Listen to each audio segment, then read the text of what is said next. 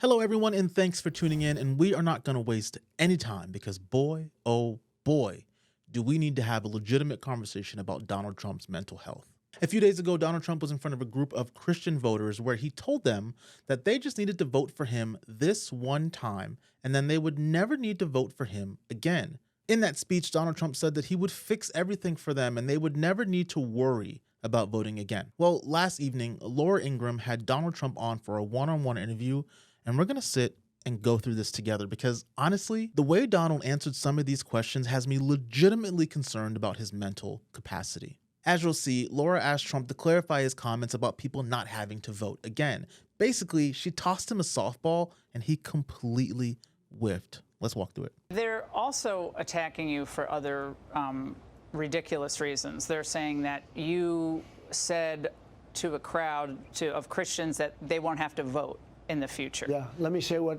did I mean by that. I had a tremendous crowd speaking to Christians. I mean, this was a crowd that liked me a lot. I think I'm at 97% or something. She asked him about the comments that he made to this crowd about them not having to vote, and the very first thing he does is talk himself up. But of course, narcissist Donald Trump, we knew that was coming. Let's really get into this. And they're treated very badly by this administration, okay? Catholics are treated unbelievably. They're like persecuted. And if I might say, before I go into the other, Jewish people, if you're Jewish and you vote for Biden or the Democrats or Kamala or whoever's Again, she asked him about his comments that he made to Christians. He talked about Catholics and the Jewish people before he even thought to answer the whatever. Going to run, I guess it's going to be her. But if you voted for her or the Democrats, you should have your head examined because nobody's ever been treated so badly by this. This administration is destroying Israel, et cetera, et cetera. So with respect to like a statement like I made, that statement is very simple. I said, vote for me. You're not going to have to do it ever again. It's true. Because we have to get the vote out. Christians are not known as a big voting group. They don't vote. And I'm explaining that to them. You never vote.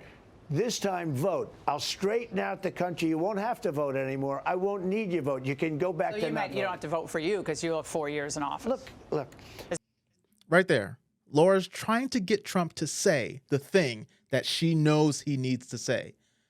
He's only got 4 years left. If he wins the election in November, God forbid, but if he wins the election in November, Trump cannot run for office again. So let's assume Trump is saying, look, you just got to vote for me this one time, and then I'm never going to run again. You don't have to worry about voting for me. But if you listen very carefully, Laura just basically tossed it up to him, nice softball for him, and he completely whiffs it. She tries again in a second, too. Christians are known. You know who else doesn't vote? Whiffed it. Gun owners don't vote. But just to be clear, what you're saying, though, you're not saying it's being interpreted as you are not surprised to hear by the left as well. They're never going to have another election. He's saying there's not. So first time I've even heard. Can you even just respond to that? I said Christians. Can you even just respond to the fact that people were saying we're never going to have elections again? Very easy, super softball question. Listen to what Trump said. I started off by saying, just so you understand, you never vote. Christians do not vote well. They vote in very small percentages. Why? I don't know. Maybe they're disappointed in things that are happening, but for a long time, I say, you don't vote. I'm saying, go out. You must vote. November 5th is going to be the most important election in the history of our country. What is he talking about? We should have, by the way, one-day voting, we should have voter ID, we should have proof of citizenship, and we should have paper ballots, okay? That's what we should have, but we don't have that. But I said to the Christians in the room, thousands of them, I said, typically Christians do not vote. Why it is, I don't know. You're rebellious. Something's going on. Don't worry about the future. You have to vote on November.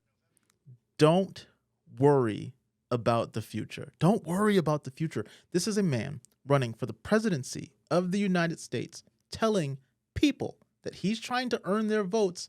Vote for me this one time and don't worry about the future. I'll handle everything. Get out of here. November 5th. After that, you don't have to worry about voting anymore. I don't care because we're going to fix it. The country will be fixed and we won't even need your vote anymore because, frankly, we will have such love. If you don't want to vote anymore, that's okay. And I think everybody understood it. I didn't know there was any. Yeah, well, I mean, because it's the constant refrain. I mean, after they have done all the things that we've talked about tonight. Horrible. All of the things. Russia, all the things. And dump their guy of 52 years, just dump him to the side. So they do all that, and then they say, well, no, you can't vote for him because he's literally never going to leave office. They're actually still saying that. Again, for the third time, Laura is slowing it down for him, basically feeding this man-child applesauce, saying, Trump, people are saying that we're never going to have elections again. Can you please say something about that? It's just unbelievable. But you will leave office after 4 years. By the way, and I did last time, I kept hearing, he's not going to leave, he's not going to leave. Look. By the way, I did last time. Trump completely forgets. He completely forgets about January 6th and the insurrection that he led because he didn't want to leave office because he swore up and down the big lie that he won the election, which we all know that he didn't. But let me bring it back. Let me bring it back to the point here. You see, this interview highlights a very big problem with Donald Trump. And it's one of two things. It goes one of two ways. Either Donald Trump is the evil, maniacal man that many on the left think that he is, and he is completely ignoring or gaslighting Laura right to her face, saying, of course I'm going to leave, whatever. Yes, I told people that they're not going to have to vote again because I know I'm just going to get in there, I'm going to become a dictator, and they're never going to have to vote. We're just going to win the elections. We're going to run the country like Russia or like what's going on in Venezuela right now.